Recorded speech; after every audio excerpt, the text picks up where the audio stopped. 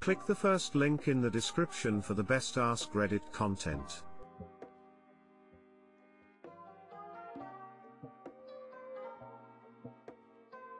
Moving into his place. Advice. Update. Thanks all for the replies. I've got plenty to mull over now. Some great advice. My boyfriend and I have been together for over 2 years. We've met each other's friends and family. Spend about 50% of nights per week together. I'm still in my parents' house. He has his own house. We've naturally arrived at the point where it makes sense and we're ready for me to move in. Neither of us have lived with ASO before though. Anything in particular we should prepare ourselves for? My BF bought his house just before we started dating. So I've seen the work that's went into fixing up, and the work still left to do. There is still some major decorating etc. I don't want to move into an incomplete house, so we've put a lot of effort into fixing up to both of our tastes. I'm happy splitting the cost for furniture and that, but he feels he should be putting the costs up for some of the bigger things, which he says he really should have sorted by now anyway. I don't want to feel as though things aren't mine too though. Should I be firm with going 50-50? Other finances also to be discussed. What is fair? No matter the outcome, he'll be a bit better off financially, but I'm not sure how I feel about contributing towards mortgage payments for a property that is not mine. I also don't want my BF to feel like my landlord. He hasn't expressed any expectations for me to do this. I'm just speculating. I'd be happy taking over some of the bills and just splitting things like groceries etc. What do people think? We're both pretty excited, like looking forward to simple things like being able to spend evenings together after long shifts without it being second thought. Hope we can keep that novelty up. Smiley face. Too long didn't read. Advice for couple living together, finances and other things.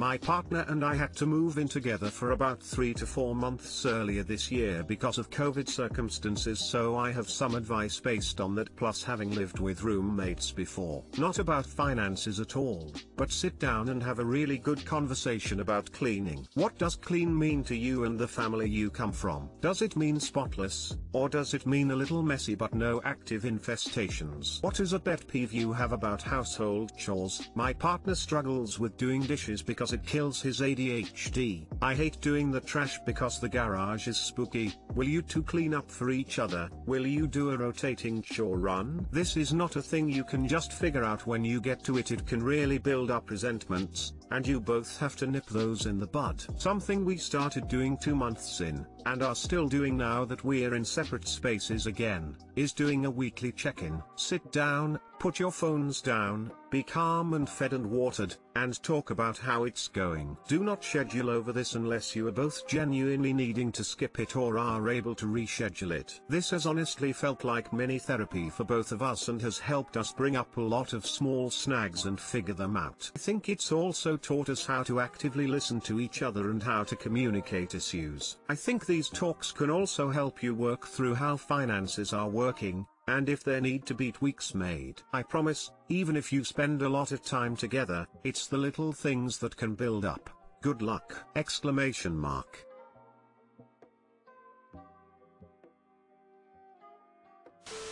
Any money that goes into decorating the house, in terms of bigger renovations, should come from his pocket. He is totally correct. He would be the only one to benefit if you did split up, so big stuff is on him. Shows he is likely a good guy, BTW. In terms of smaller things like furniture, just buy stuff individually, even if you decide together, so it will be easy to sort out if things don't work out. In terms of rent, it's totally fair that you should be paying some rent. His advantage to owning the property is the wealth that accrues combined with a lower monthly payment than rent. Your advantage, unless you buy into the property, or get married, is that your rent will be much lower than it would be in an equally sized rental property. Plus you get a bigger say in how it looks. If he's wealthy enough, he can choose not to charge you rent, but that doesn't mean you don't get a say about stuff. He won't be your landlord, it's your home, both of yours, but it's his house. You are helping him, in terms of the money, but that doesn't mean it is a landlord-tenant relationship. By the nature of it being your home,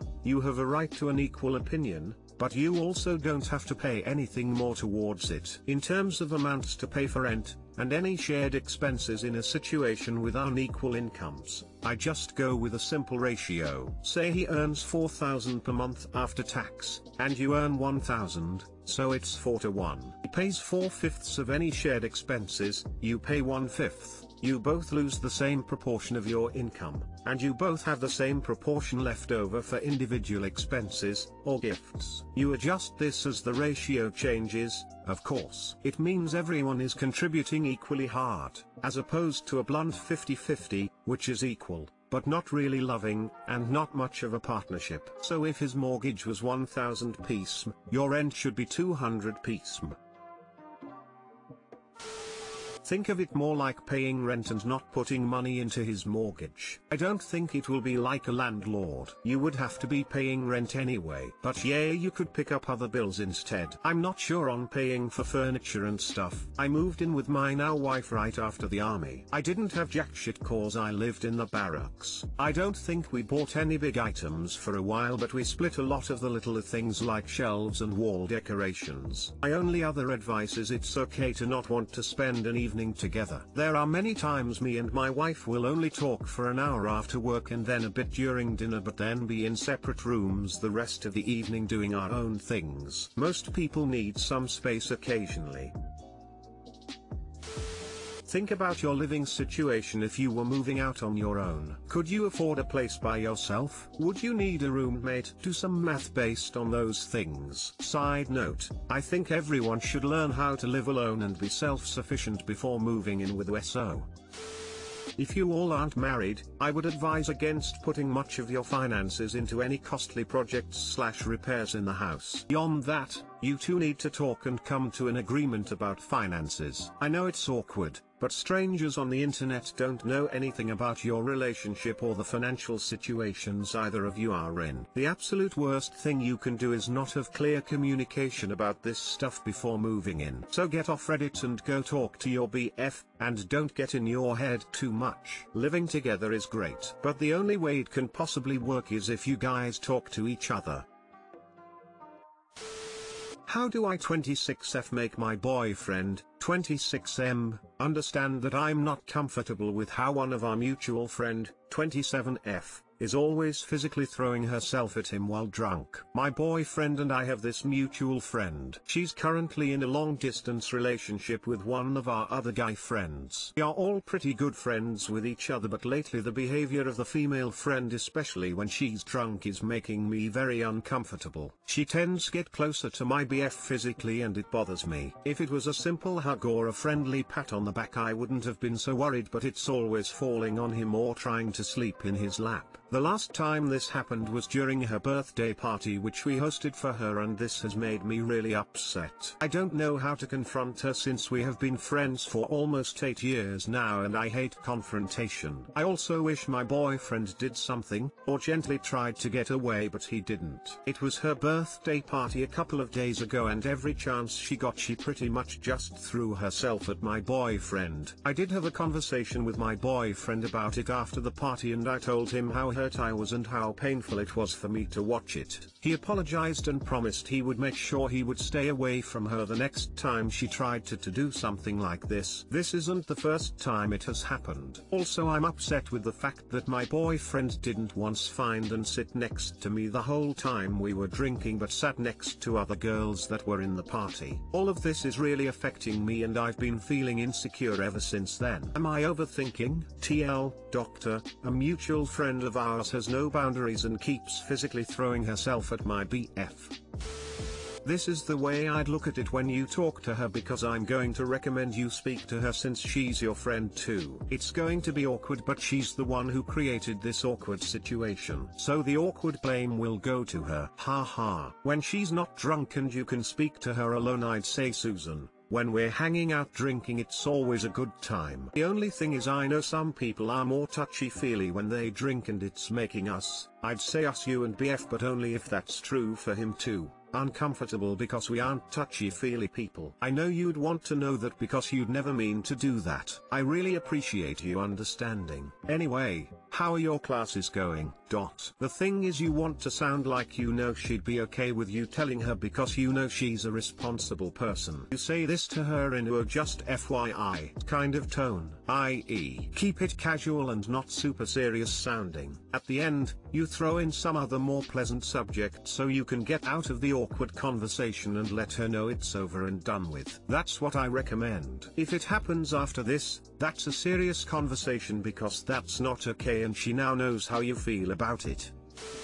I dunno, I don't think a decent so would need convincing that this is not okay. Removed.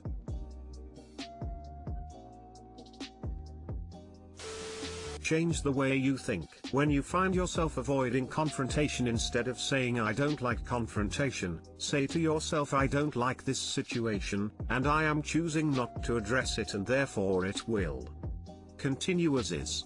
Put yourself back in the driver's seat of your life so that you can own the part that is yours to be able to stand up for yourself in your interpersonal relationships. Seriously, everyone hates confrontation, but it's an adult life skill you have to learn. Think of it in terms of addressing an issue rather than confrontation, which has aggressive and overly dramatic overtones.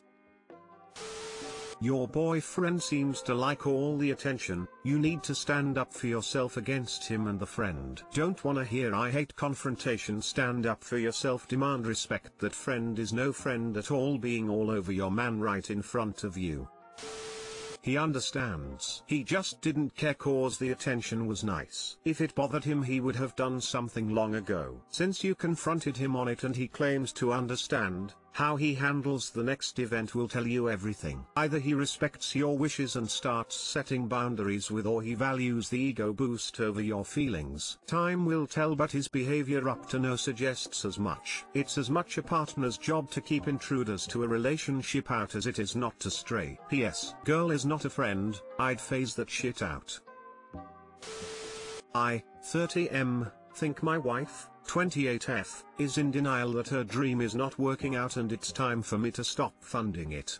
Trying to find the gentlest way to convince her. My wife Erin, together 4 years, married for 2, really loves designing clothes. She got a degree in fashion design and even lived in NYC for a year helping put together costumes for Broadway. So she's not a hack by any means. When we met she was working for a super high-end clothing line I had never heard of, but Erin had a dream of going out on her own and opening some little boutique place where she could design clothing and sell it. After we got married a couple years ago we moved states, and she decided that was her time to follow her dreams, and I encouraged her at that point because I made enough to support us anyway, so it was pretty risk-free. I don't know a whole lot about fashion or running a business, so I stayed pretty hands-off for the most part. Erin never did get around to getting a storefront, thankfully, but she started making clothes in our apartment and set up a whole website and everything for it. Anyway, we are now 20 or so months into this venture. Every couple months she has needed to ask for money for materials, website stuff, marketing, etc. She always promises she is about to turn the corner, and surely if I can just help her keep it going for another month or two then her little fashion line will take off and become self-sustaining. I've always been happy enough to give her money. I could afford it and I figured if it made her happy then it was money well spent. Unfortunately Erin's clothes just aren't selling. Our apartment is full of clothes she has made but hasn't been able to sell. I know it hurts her for them to just be sitting around because she puts a lot of love into each one. She manages to sell a few things here and there, but the amount she has made from each item wasn't even enough to cover the costs of making it. Lately her big promise has been that she just needs to ride through COVID, because that is surely the reason no one is buying her clothes, and if she just makes it through then she'll start making a profit and will get her storefront and it will all be fine. But fortunes have changed and I can't afford to keep funding it the way I have been. So unfortunately I'm going to have to tell her when she runs through what she has now, she's just out of luck. It hurts to say that because she is very talented and I honestly do love the clothes she makes, and she looks so happy when she is designing her clothes, but for whatever reason they just weren't selling and we can't keep it going. Erin seems in denial about it though, and I don't think she will be able to accept that very easily. I've burned through 2 or 3 dreams in my life so I know it really really sucks when you hit that point that you realize something you really, really want just isn't going to pan out. What is the kindest way to let her know I can't fund her anymore and get her to accept that the world just wasn't ready for her little fashion line? And how can I get her to see that she isn't being a failure by throwing in the towel at this point? Any advice is very welcome. Too long didn't read. I've been funding my wife's attempt to start a clothing line almost 2 years in and it just isn't sustainable. How to tell her I can't fund her anymore and it is time to move on to something else. Practical advice from one designer to another. Get her onto Instagram and Facebook promotions. She can buy adverts from as little as $1 per day and sell out within a week. She just needs decent product photos. Has any of this money ever been spent on a photographer and a model? I suggest you approach her with the "I want to keep supporting you but I can't do that financially anymore, so I want to support you by helping you speak with a financial advisor and a business advisor so you can make a proper business plan." She needs a plan. Trying to start a business without a business plan and financial plan, including market analysis, projections, etc., means she will have very little likelihood of getting loans if she needs them or succeeding. Help her speak with experts and then, if they deem her dream unrealistic, they can be the ones to tell her that, not you.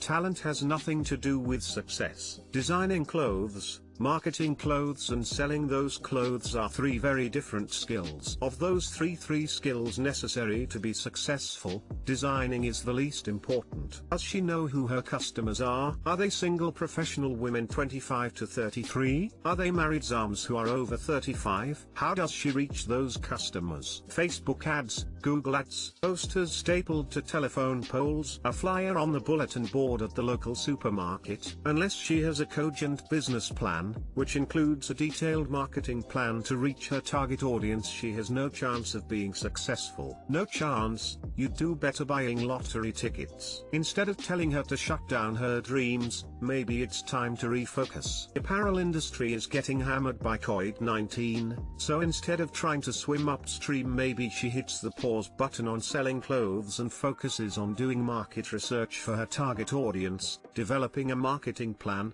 a sales plan, and an operational costs plan, and while she's researching and planning she can get a job to create cash for when things open up again.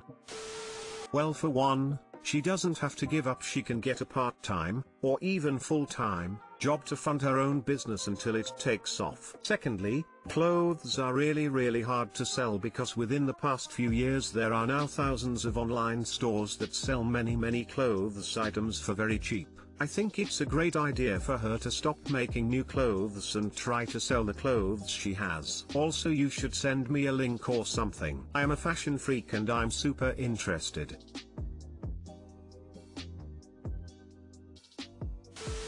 I think you don't even have to make it about how optimistic you are for her chances, just keep it to the financial reality. You can't afford this any longer. There was a time when you could and now you can't. Lay out all of the numbers if need be. She can keep her website up to try to sell the clothing she still has, but you can't contribute to her making more product or additional marketing. She will have to find another source, either going to work full-time or part-time somewhere to fund herself, or just put it completely on hold for a while.